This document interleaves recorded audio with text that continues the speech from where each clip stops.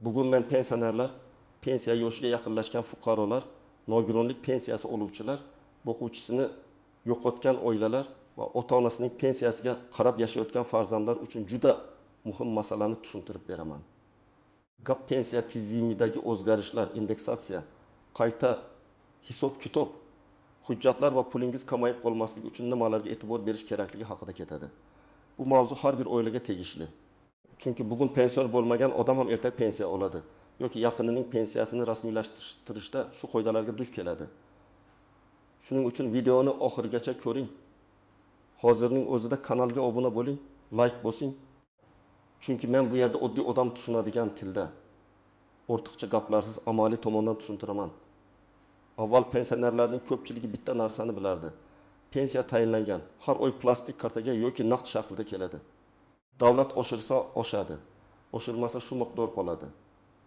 Ko'p odamlar pensiya miqdori qanday hisoblanganini, ish staji to'liq kiritilganmi, ish haqi to'g'ri olinganmi, qo'shimcha ustamalar bor yo'qligini tekshirib ham ko'rmagan. Chunki eski tartibda ko'p jarayonlar qog'oz hujjatlarga, arxiv ma'lumotlariga, korxona bergan spravkalarga bog'liq edi. Kimning hujjati tartibli bo'lsa, kim arxivdan tez ma'lumot topsa, o'sha odamning ishi yurishardi. Kimning ish joyi yopilib ketgan, mehnat daftarchasida muhr xira, ish haqi haqida ma'lumot yo'q bo'lsa, u odam ancha ovora bo'lardi. Hozir esa vaziyat o'zgaryapti. Pensiya tizimida raqamlashtirish elektron ma'lumotlar bazasi, ish staji va ish haqi bo'yicha ma'lumotlarni avtomatik tekshirish, indeksatsiya orqali to'lovlarni oshirish, ayrim hollarda qayta hisoblash kabi jarayonlar kuchaymoqda. Bu yaxshi tomoni bilan ham, xavfli tomoni bilan ham muhim. Yaxshi tomoni shuki, odam har safar qog'oz ko'tarib yurmasdan ko'p ma'lumotlar davlat bazasidan olinishi mumkin. Xavfli tomoni shuki, bazada xato bo'lsa siz vaqtida e'tibor bermasangiz, pensiyangiz kam hisoblanishi yoki kerakli ustama qo'shilmay qolishi mumkin. Men bugun aynan shuni tushuntirmoqchiman. Indeksatsiya degani faqat pensiya oshdi degani emas. Indeksatsiya bu narx-navoning o'sishi, yashash xarajatlari, ijtimoiy himoya siyosati va davlat byudjeti imkoniyatlaridan kelib chiqib pensiya miqdorini qayta ko'rib chiqish jarayoni. Lekin har bir pensionerning pensiyasi bir xil summaga oshmasligi mumkin. Kimdadir asosiy pensiya ko'tariladi. Kimdadir ustama ham o'zgaradi. Kimda esa hujjatdagi kamchilik sabab kutgan miqdor chiqmasligi mumkin. Oldin ko'p pensionerlar pensiya tayinlashda mehnat daftarchasiga, ish haqi haqida ma'lumotnomaga, arxivdan olingan hujjatlarga tayanardi. Masalan, odam 35 yil ishlagan bo'lsa, shundan 30 yili hujjat bilan tasdiqlansa, pensiya hisoblashda 30 yil inobatga olinardi. Qolgan 5 yilni tasdiqlash uchun esa korxona arxivi, tuman arxivi, ba'zan sud orqali faktni aniqlash kerak bo'lardi. Oddiy odam uchun bu juda og'ir jarayon. Qayerga borishni bilmaydi, qaysi hujjat kerakligini tushunmaydi. Bir idoradan boshqasiga yuboriladi. Yangi yondashuvda asosiy maqsad shuki, insonning mehnat faoliyati bo'yicha ma'lumotlar elektron shaklda ko'proq ko'rinsin. Ish beruvchi to'lagan ijtimoiy soliq, rasmiy ish haqi, mehnat shartnomalari, sug'urta badallari, davlat organlaridagi yozuvlar pensiya hisoblashda muhim ahamiyatga ega bo'ladi. Bu yerda eng katta savol, sizning real ishlagan davringiz tizimda ko'rinyaptimi yoki yo'qmi? Agar ko'rinmasa, men ishlaganman deb og'zaki aytish yetarli bo'lmaydi. Isbot kerak bo'ladi. Indeksatsiya bo'yicha ham o'zgarish shunda, odamlar faqat umumiy oshirish e'lonini eshitib xursand bo'ladi, lekin o'z pensiya varaqasini tekshirmaydi. Men ekspert sifatida shuni aytaman. Har bir oshirishdan keyin pensiya o'zining yangi miqdorini, oldingi miqdorini, qaysi ustamalar qo'shilganini, qaysi to'lov alohida hisoblanganini tekshirish kerak. Chunki pensionerlarning ahvoli bir xil emas. Bir odam yoshga doir pensiya oladi. Ikkinchisi nogironlik pensiyasi oladi. Uchinchisi o'quvchisini yo'qotganlik bo'yicha to'lov oladi. To'rtinchisi ishlayotgan pensioner bo'lishi mumkin. Har bir holatda hisob-kitobning o'z nuqtalari bor. Birinchi navbatda pensiyasi juda kam miqdorda chiqayotganlar e'tiborli bo'lishi kerak. Agar siz uzoq yillar ishlagan bo'lsangiz, lekin pensiyangiz minimal darajaga yaqin bo'lsa, bu albatta tekshirishga arziydi. Men hamma joyda xato bor demayman, lekin hujjat yetishmasligi, ish haqi noto'g'ri olingani, staj to'liq kiritilmagani kabi holatlar uchrab turadi. Masalan, bir ayol 22 yil tikuvchilik fabrikasida ishlagan, keyin 7 yil maktabda texnik xodim bo'lgan. Pensiyaga chiqqanda faqat maktabdagi davr va fabrikaning bir qismi inobatga olingan. Chunki fabrikaga oid arxiv ma'lumoti to'liq topilmagan. Natijada uning pensiyasi kutganidan past chiqqan.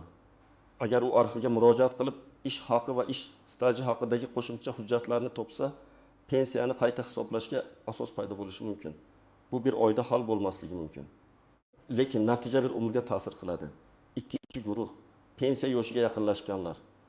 Agar erkak kishi yoki ayol kishi yaqin yillarda pensiyaga chiqmoqchi bo'lsa, hujjatlarni oxirgi oyga qoldirmasligi kerak.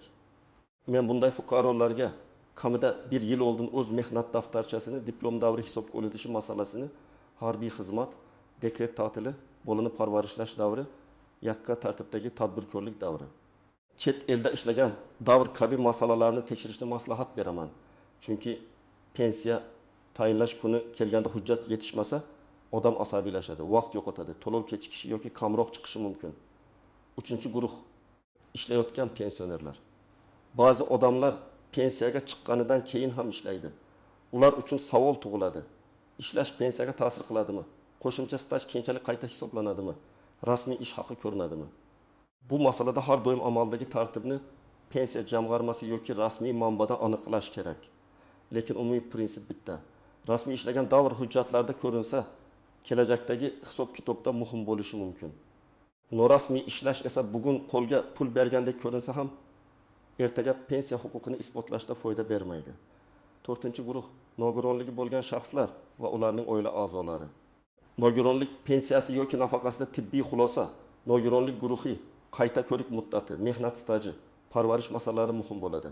Agar nogironlik guruhi o'zgarsa, to'lov miqdori ham o'zgarishi mumkin. Agar qayta ko'rikdan o'tish muddati o'tkazib yuborilsa, to'lovda uzilish bo'lishi ehtimoli bor. Shuning uchun bu toifadagi fuqarolar hujjat muddatlarini alohida nazorat qilish kerak. Agar sizning pensiyangiz muntazam kelayotgan bo'lsa, hujjatlaringiz tartibda bo'lsa, plastik kartangiz faol bo'lsa, yashash manzilingiz, pasport ma'lumotlaringiz, bank rekvizitlaringiz o'zgarmagan bo'lsa, darhol vahimaga tushish shart emas. Indeksatsiya odatda avtomatik qo'llanadi. Ya'ni pensioner har safar ariza yozib, menga ham oshirib bering deb borish shart bo'lmaydi. Lekin avtomatik bo'lish tekshirmaslik kerak degani emas. Men doim aytaman, davlat oshiradi, tizim hisoblaydi. Lekin fuqaro o'z huquqini kuzatish kerak. Masalan, siz oldin 1 million 200 ming so'm pensiya olgan bo'lsangiz, indeksatsiyadan keyin 1 million 320 ming so'm bo'lishini kutdingiz. Lekin kartaga 1 million 2,1 ming so'm tushdi. Bu darhol meni aldashdi degani emas. Balki siz olgan to'lovda qarzdorlik ushlab qolingan bo'lishi mumkin. Bank komissiyasi yo'q, lekin boshqa ijro hujjati bo'lishi mumkin. To'lov oyning bir qismi uchun hisoblangan bo'lishi mumkin. Yoki oshirishning qo'llanish sanasi boshqa bo'lishi mumkin. Shuning uchun avval aniq ma'lumot olish kerak. Pensiya miqdori bo'yicha ma'lumotnoma, to'lov tafsiloti ushlab qolishlar bor yo'qligi. Birinchi misol. Ota 62 yoshda pensiyaga chiqdi. 38 yil ish staji bor deb o'ylaydi. Lekin rasmiy hujjatda 30 yil tasdiqlandi. 7 yil qishloq xo'jaligi shirkatida ishlagan davr mehnat daftarchasida yozilgan. Ammo muhr o'qilmaydi va arxivda ma'lumot topilmagan. Bunday holatda pensiya kamroq chiqishi mumkin. Nima qilish kerak? Birinchidan, sobiq ish joyi qaysi tashkilotga qo'shilganini aniqlash kerak.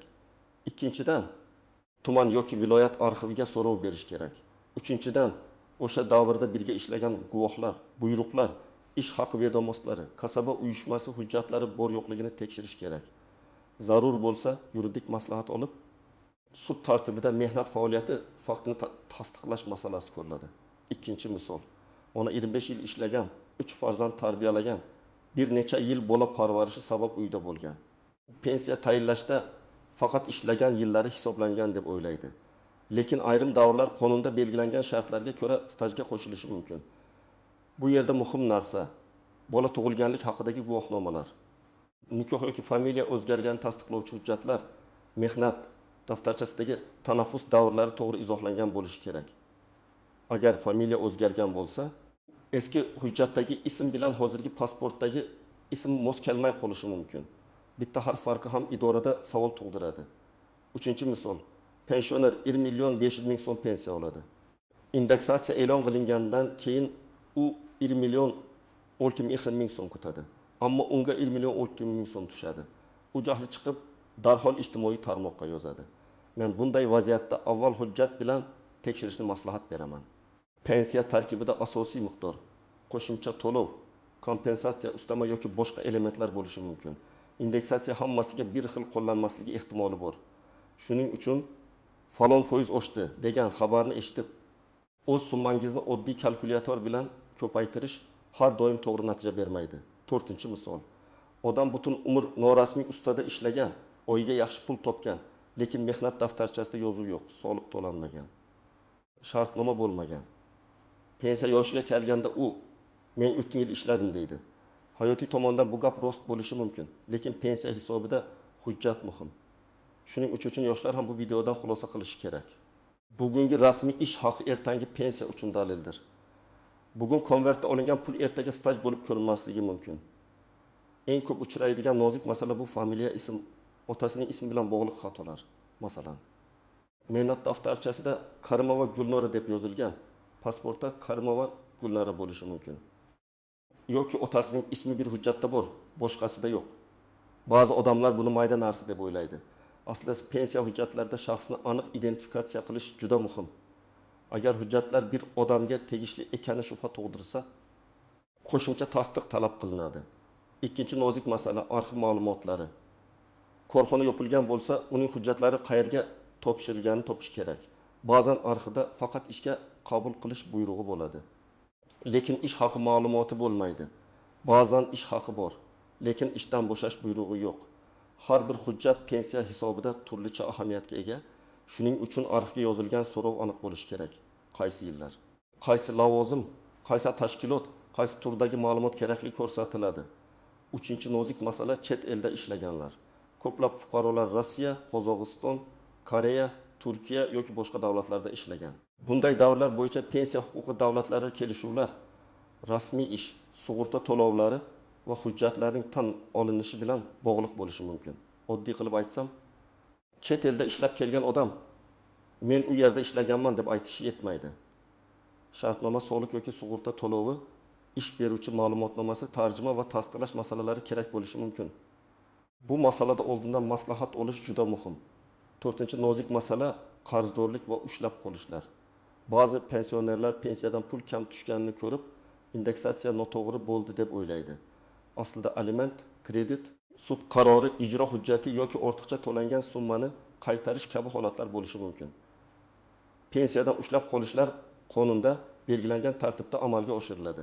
Agar siz bunday ushlab qolishdan xabaringiz bo'lmasa, bankdan emas, avvalo pensiya to'lovini amalga oshiruvchi organ va ijro organlaridan ma'lumot olish kerak. 5-nozik masala yashash joyi o'zgarganda xabar bermaslik. Pensioner boshqa tumanga ko'chsa, bank kartasini almashtirsa, pasportini yangilasa, telefon raqamini o'zgartirsa, ayrim xizmatlarda ma'lumot yangilanmagan bo'lishi mumkin. Bu har doim to'lov to'xtaydi degani emas, lekin muammo chiqsa, uni hal qilish qiyinlashadi. Ayniqsa ishonchnoma orqali pensiya olayotganlar, chetda vaqtincha yashayotganlar, parvarishga muhtoj keksalar bu masalaga ehtiyot bo'lishi kerak. Endi eng muhim qismiga o'tamiz. Siz hozir nima qilishingiz kerak? Birinchi qadam. Pensiya miqdoringizni hujjat bilan tekshiring. Faqat kartaga tushgan pulga qarab xulosa qilmang. Pensiya jamg'armasining hududiy bo'limidan yoki rasmiy elektron xizmatlardan pensiya miqdori, tarkibi, staj va hisob-kitob bo'yicha ma'lumot so'rang.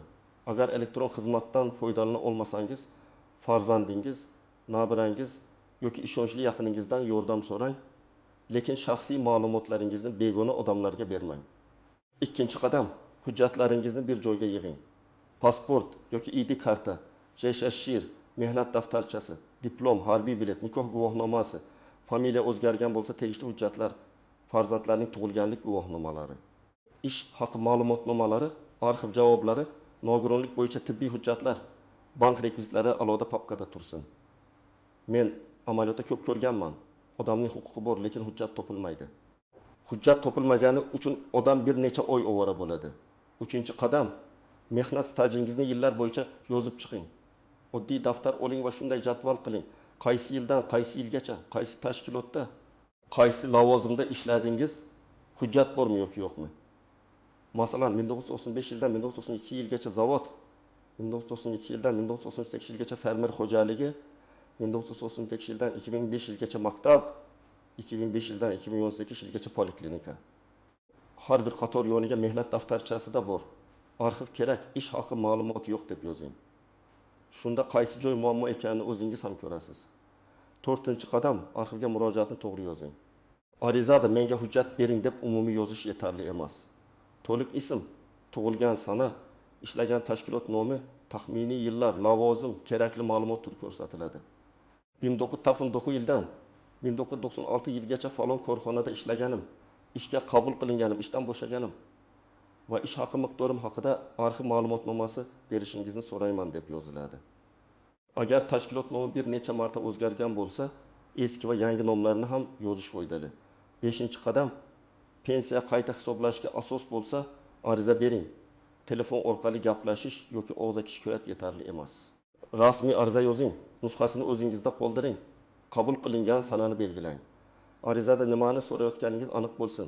Mehnat stajimga falon davrni qo'shib, pensiyamni qayta hisoblab berishingizni so'rayman yoki indeksatsiyadan keyingi pensiya miqdori bo'yicha yozma tushuntirish berishingizni so'rayman. Yozma javob bo'lsa, keyingi qadamni belgilash oson bo'ladi. 6-qadam. Shubhali vositachilardan ehtiyot bo'ling. Pensiyangizni 2 barobar qilib beraman, arxivsiz staj qo'shtiraman. Ichkarida odam bor degan gaplarga ishonmang.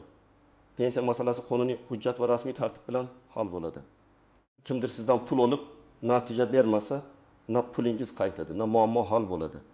Zarur bo'lsa, Davlat xizmatlari markazi, pensiya jamg'armasi, mahalla, yuridik klinika yoki litsenziyaga ega yuristdan maslahat oling. 7-qadam. Har bir indeksatsiyadan keyin nazorat qiling. Oldingi pensiya miqdorini yozib qo'ying. Yangi tushgan summani yozing, sanani belgilang. Agar farq tushunarsiz bo'lsa, darhol hujjatli tushuntirish so'rang. Bu janjal qilish uchun emas, o'z haqingizni bilish uchun kerak. Men doim shuni aytaman, pensionerning eng katta himoyasi bu tartibli hujjat, rasmiy ariza va yozma javob. Farzandlar va nabiralar ham bu masalada befarq bo'lmasligi kerak. Ko'p keksalar elektron xizmatlardan foydalana olmaydi, SMS xabarlarini tushunmaydi, bank ilovasiga kira olmaydi, ariza matnini yozishga qiynaladi. Siz ularga yordam bering, lekin yordam berishda ham ehtiyot bo'ling. Plastik karta PIN kodini hech kimga aytmaslik, telefonga kelgan tasdiqlash kodlarini begonalarga bermaslik, ishonchnomani faqat ishonchli odamga rasmiylashtirish kerak. Agar ota-onangiz pensiya olayotgan bo'lsa, ulardan muloyimlik bilan so'rang. Pensiya miqdori qancha? Oxirgi oshirishdan keyin qancha bo'ldi? Mehnat daftarchasi qayerda, arxiv hujjatlari bormi? Biror ushlab qolish yo'qmi? Bu savollar nazorat qilish uchun emas, ularning huquqini himoya qilish uchun. Ko'p oilalarda keksalar bolalarini bezovta qilmay deb muammosini yashiradi. Natijada kichik xato yillar davomida davom etadi. Eng muhim xulosa shuki, pensiya islohoti va indeksatsiya oddiy xabar emas. Bu sizning har oylik daromadingiz, dori-darmon, oziq-ovqat, kommunal to'lov, nabirlarga yordam, kundalik hayotingiz bilan bog'liq masala. Kim hujjatini tekshirsa, o'z huquqini bilsa, rasmiy yo'l bilan murojaat qilsa, u kamroq adashadi. Kim o'zi bo'lar deb yuraversa, muammo chiqqanda kech qolishi mumkin.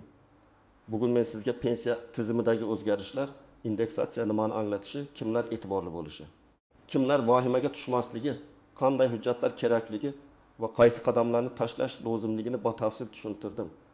Eng asosiy gap, pensiyangizni faqat tushgan pulga qarab emas, hisob-kitob va hujjatlar orqali tekshiring. Stajingizni, ish haqi ma'lumotlaringizni, ustamalarni ushlab qolishlarini va arxiv hujjatlarini nazorat qiling. Sizdan so'rayman, izohlarda yozing, sizning pensiyangiz indeksatsiyadan keyin oshdimi? Hisob-kitob tushunarli bo'ldimi? Hujjatlarda muammo bo'lganmi? Boshqa pensionerlarga ham foydasi tegishi uchun tajribangizni yozib qoldiring. Videoga like bosing, kanalga obuna bo'ling va yaqinlaringizga yuboring, chunki bu ma'lumot bugun ham, ertaga ham har bir oilaga kerak bo'ladi.